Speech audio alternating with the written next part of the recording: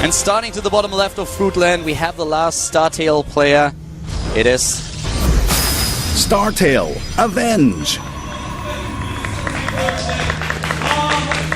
Avenge with a 61% win ratio in this matchup. The last player for his team. Can it make it happen though against the Zerg to the top right in blue? We have Soul Hiva. and his fangirls. And his fangirls.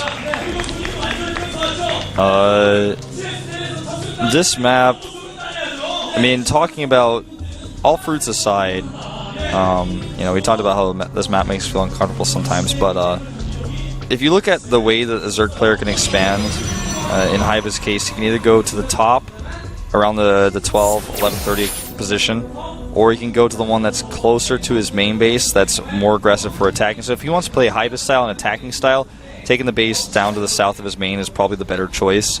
And I think that's what he's going to do. That's what we've seen most Zerg players do already, because the one to the left is too easily attacked by Zealot run-bys, Warp Prisms, and also timing attacks if scouted that way. But I don't know what he's going to do here. He goes pool first just to be safe against possible Forge. And will he get blocked? He hides the drone. Nice. Yeah, he would have gotten blocked there, but with a hide, he's actually able to make that just work. Yeah. And that's important. That's really, really important. Also because Avenge at this point doesn't really know, so he has to send the probe down once again. But he sees the pool timing and is going to assume that there's going to be a hatch any second. But right now, I mean, for him that works. If you go up with the gateway opening, then your opponent starting with the pool is always good. And of course now he sees the hatch. Yeah, just confirms for a second and wants to see if there's an early speed. I mean, the thing is, against Hiva, you always have to scout. You always have to scout against Hiva. It's very true. If you don't, then you're asking for trouble. Hiva's probably going to give it to you.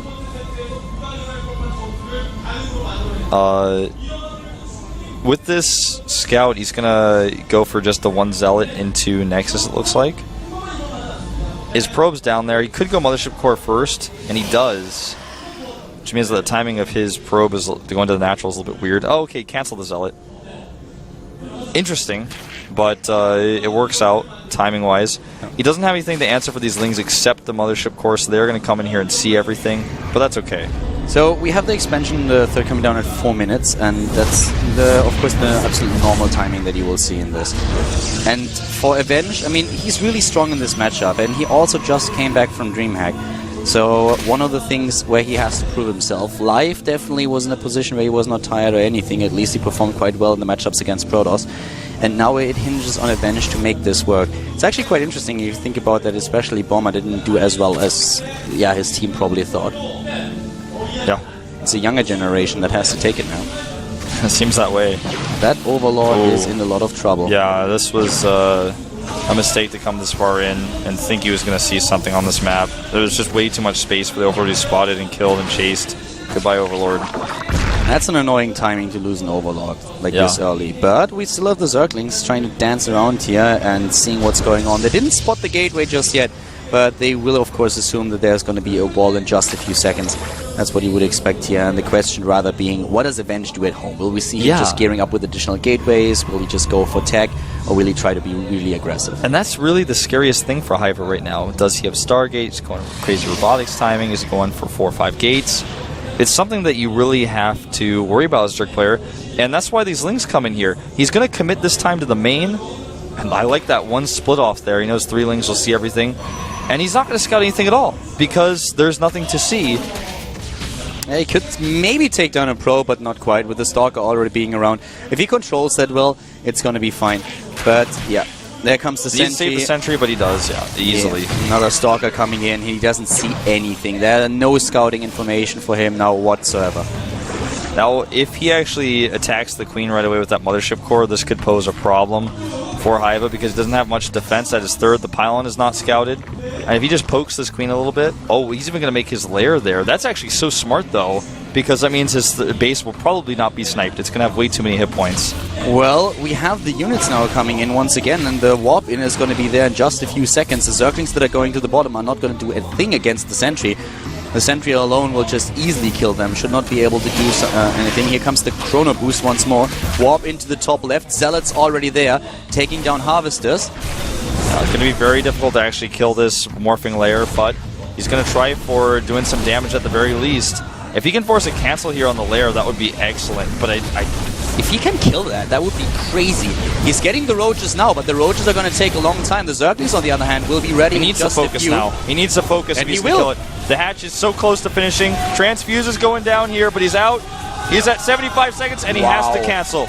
Oh my god. So at this point, the lair is massively delayed. The third goes down. He can warp in again. A great attack by Avenge, and Hiva, he's in trouble for sure now. You know what's funny is the ironic thing is, had the lair been just maybe 15 seconds earlier, he might have saved that, and that was what he was hoping for, to save the hatch using the extra hit points. But as it turns out, that hurts him so much because he doesn't save it. Now he loses his lair. But 15 seconds at this point in the game are crazy. Yeah. I mean, that's so true. I mean, there's no way he could have pushed it out, I don't feel. And Avenge is like, well, I guess I just gateway up here. Yeah, he's exactly what he's going to do because he knows he's not dealing with roach speed, not dealing with any Hydras. And with the Immortals that he has in the mix, he can probably just go and kill the hatchery again. There's not even Zergling speed. There's nothing. And he's just going to move out with a few Immortals and with its massive gateway army. And the pylon's still there too. Yeah. He didn't even kill the pylon. There's nothing that he can do at this point. We have so many units already just waiting to move out here. The Zealots are moving in. And of course, Hiva is just gearing up. But he's trying to get those upgrades out, and I just don't see it happening. The speed for the Zerglings might not even be ready. Yeah, and the Zealots here splitting, drawing the forces away from the pylon. This gives them a little bit more time to get the extra Immortals out. He's going to fight against these Queens a little bit here with the Mothership Core helping out too. And not going to get this Queen. Ooh, if he loses the Mothership Core, that would be a tragedy, but he does not. Warp Prism is on the way, and here comes those army units. Yep, here we go. The 3 Immortals on the way already. Tight wall. Yeah, no time for the Lemons, unfortunately. No, at least not yet. But yeah, at this point, I mean, no upgrades. The speed for the Roaches will not be finished, and he's just Spine Coring up, and that's a good choice. Yeah, 3 more Zealots on the way. The army supply here much better for our Protoss player here. Yep. It's quite similar. He's trying to take down maybe the pylon. Here come even more. Yeah, more Zealots are moving in. He's just going for it. I say army supply, but I mean composition. Composition-wise, he's way, way ahead. As far as supply goes, it's similar, but just watch this melt. Spine Cores don't have a chance here. It's so much burst damage from the Immortals alone, and yes, he's just binding a few units at the bottom left, but this hatch is going down once again. He will be on 2 bases. He can kill those pylons. There's no problem with that. There's a Warp Prism. There's another pylon as well. And the base is down once more, and all those Immortals alone, the damage that they dish out, just look at this, the Spine Crawlers, they don't stand a chance. This currently looks like it's a cardboard video. Yeah, I think so. Oh, that's very well said. 1-1 upgrades finishing here for the Zerglings. The Roaches will gain Carapace here. I don't like this choice to try to catch these Roaches. That's so few Roaches, he needs to push it through. Because the one way Hiva holds here is if those Spines finish, he gets a few more Lings out, but it's not going to happen, I don't think. He has so much time. Look at those force fields, even Time Warp at the back defensively. And say goodnight, Hiva. This is a crazy awesome push that we're seeing here. And it's the lack of the lair really hurting him. Yeah, the lair was just way too late. I mean, it's finished now, but it's way too late. This third base going down, that was the key moment here. And Avenge is making it happen. The Spine Crawlers, they are done, but they go down immediately. And Avenge, he is just pushing through. Hiva is doing what he can, but there is the dance. And what a crazy team match we saw today. When it all comes down to this, it's all over now. Make your lair at the third, and Avenge kills it. I guess you lose. He's killing his own Immortals here. He is killing his own Immortals. Well, I guess he can. Time Warp on the ramp, the 3rd Time Warp we've seen. And he's just asking him, please get out of my game. StarTale's taking this one. GG. GG endgame. Very, very well done. Good job. StarTale takes it today. Yeah. That was a pretty whack game there, but Avenge looking pretty crisp when it came down to hitting that timing. Yeah, he got the early advantage from the lair, but I really I like his choice to go for the timing after that and go for the kill. A lot of players would try to transition into taking a 3rd base and using those advantages, but Avenge knew that he didn't need to do that. That was the finishing blow. It was really well done. That looked for the one thing that really is crazy is that looked so solid. There was not a point of weakness in this game. That was, I mean, you could argue that Hiva made it a little bit easier, that for Hiva it was very unfortunate that the timing didn't work out, and then suddenly he was in a position where he not only lost the 3rd, but his tech too. But at the same time, from Avenge's point of view, it looked like a very, very solid performance. And there were no nerves, no nothing. And from such a young player in a position where he just came back from an international tournament and is now playing the most important game for his team, that was really something. Yeah, it really was well done. And I'm very pleased with the results of this team match. And even, of course, Seoul is not going to really be pleased with the results, but they can say that they went toe-to-toe with StarTale and made it to the final match, which is no easy feat. I mean, the best game, I feel, is still the match that we saw between Haiva and Live. That was just crazy. So a really good performance here by the Seoul players as well. But for StarTale, that last game was really important. Yeah. And, of course, for Seoul, they are 0-2 now in the league. Yeah, 0-2, not the place to be. They're down there with FX Open, so they got to pull themselves together here. Of course, this is just the first round. We do have 2 rounds before we go into those playoffs, but they need to pull themselves together here. And StarTale, even though they won this match, they only got 1 point for their indicator. Yep. And they're still 3rd place with this. Of course, the 2 leading teams having 2 wins and 0 losses. For them, I think the most important part was that Live was really able to perform today. I mean, that's important, that you know that he can also just get the results in the team league that they really need. In the last few team matches that they played, Live was always the player who didn't really perform as expected. So I feel from having the confidence, that is something that he definitely needed here to know. Yeah, that's absolutely true. So I'm actually loading up a replay right now, just looking at some more things here in that ZVZ. Yeah.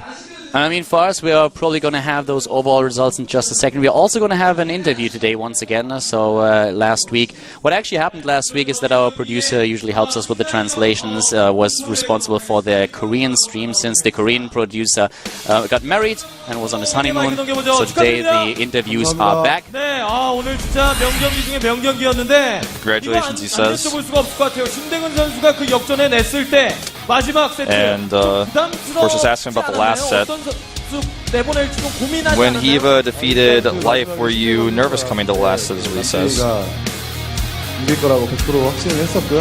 네. 팀원들도 다들 남중이 본인 자체도 좀 자신 있어 해서 큰 걱정을 안 하고 갔습니다. 그렇습니다. When Hiva defeated Life, he was very confident that Avenge could defeat Hiva. And Avenge told everyone on the team, I'm going to beat him, so don't worry. And it came true. You know, would have more expected to be have like the older player like Borma just going to Avenge and saying like, you can do it, don't worry, like you can do that. And not the other way around, like guys, don't worry, I got this. That's very confident of them. It's cool to see. So he's talking a little bit about StarTale, and he says that many players that were in the Premier League for his team got knocked out. So there's actually a lot of time for them to practice for the team league. He doesn't really know if that's really a good or a bad thing for them, but for the GSTL it's definitely going to be a good thing, and they are respecting good results. Yeah, they should with how they've been playing. I think that's exactly the way you should look at it. Yeah. It's an opportunity. It's just, you know, exactly, you got to look at everything in the positive light if you can, if there's something positive to gain. So, talking to Avenge here, of course, who won the final match. 어땠어요? 부담됐을 것 같은데. How did you feel about the last set? Would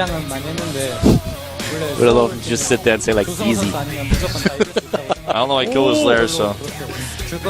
Like, he just said that he was very nervous and he was very confident to go up against any team, any player of the Seoul team, except for Trap. So I think he kind of got his wish there and really showed the confidence. And I mean, the coach already mentioned that he was talking to the team and telling them that he is in a position where he can definitely take the game. It proved to be true. 이번 시즌 또 어떻게 이끌어 가겠다 출사표 부탁드리겠습니다. So what's your goal for this season, he's asked. And I'm really curious to see what he's going to say about that, because he's never been the biggest outspoken player. The player with the most wins gets some prize money, he says. So he was going for that, but Innovation is doing really well. And he has to basically keep up his pace and do better than Innovation to get that prize money for top wins. Sounds like I know who's going to be the starting player for the next match. Yeah, sounds that way.